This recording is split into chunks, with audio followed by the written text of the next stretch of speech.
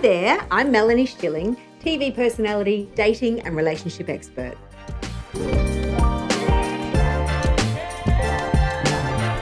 In the coaching world, we say that you attract the clients that you most need to learn from.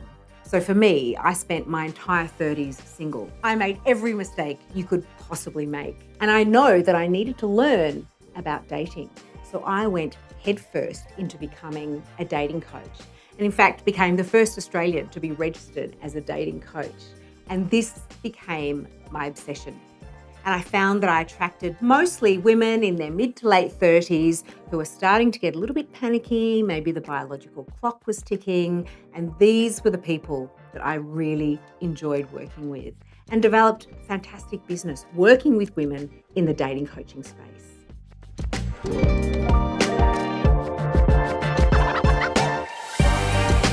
Having a background in psychology, I think, gives me a bit of an edge when it comes to not just managing myself, but relationships as well.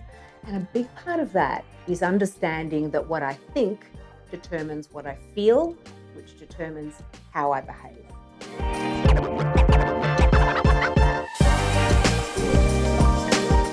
My favourite quote is by Shirley Chisholm. If they don't give you a seat at the table, bring in a folding chair.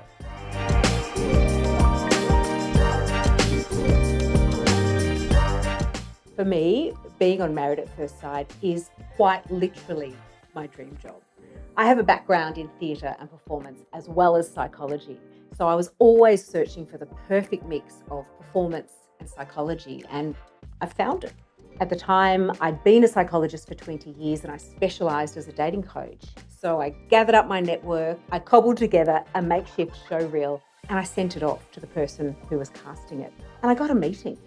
I mean, I had nothing to lose. Fast forward, and they invited me to actually audition. I did a screen test with John. They just threw us in at the deep end and asked us to match people, and we did it. And we're now 13 seasons down the track, and I'm doing it for both Australia and the UK.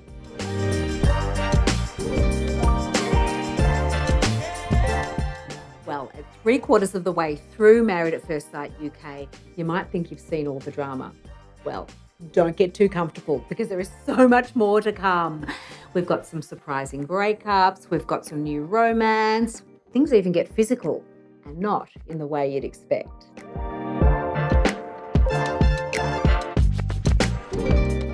I define confidence in terms of two elements, self-esteem and self-efficacy. So for me, self-esteem is all about how you feel and what you think you deserve. Self-efficacy is what you know you can do, and it's all about evidence.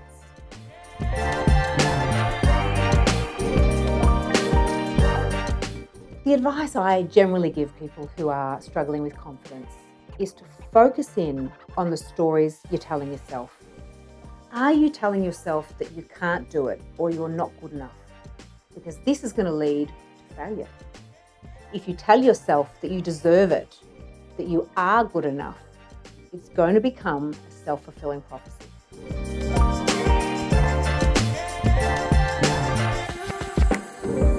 I think the secret to a positive relationship with your partner is transparency.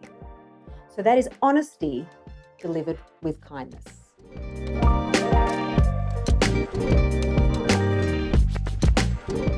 So I didn't meet my partner till I was 39. And for me, I never saw myself as someone who wanted to be a mum. And it wasn't until I got into this relationship, we met online, by the way, that all of that maternal instinct started to unfurl. So I had a baby at 42 through IVF. So we started trying at 40, didn't work, went down the IVF road, and I'm very pleased to say that it really only took one cycle and there was my baby. So she's now almost 9. So it's been an absolute labour of love to get to this point, but man, it's worth it.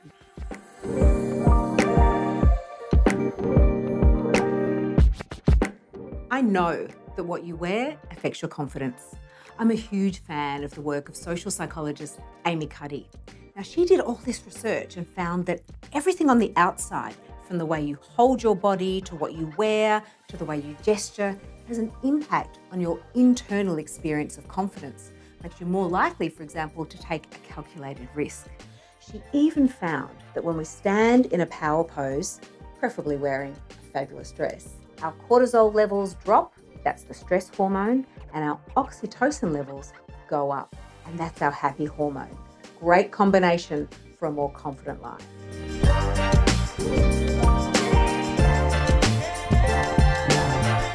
It depends on what your dating goal is. If you're after something casual, just a light, no commitment hookup, then I say get the cleavage out, make it a bit sexy, and really lead with your sexuality. But if you're looking for a more committed, long-term relationship, then you really want to emphasize other aspects of yourself. Maybe pull back on the sexiness a little bit and perhaps lead with another feature that you really want to show off on the date.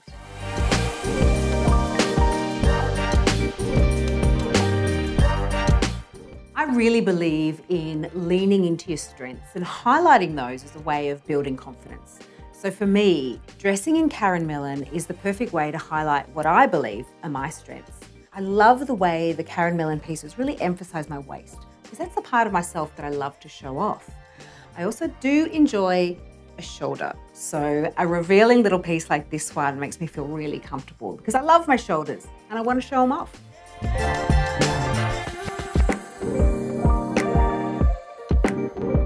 My power woman is Reese Witherspoon, not just because of her acting ability, but as a businesswoman.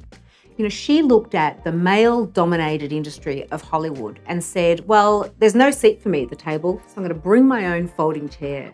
And for Reese, her folding chair was creating her own company, which is all about amplifying women's voices, telling women's stories in a way that's empowered and strong and confident.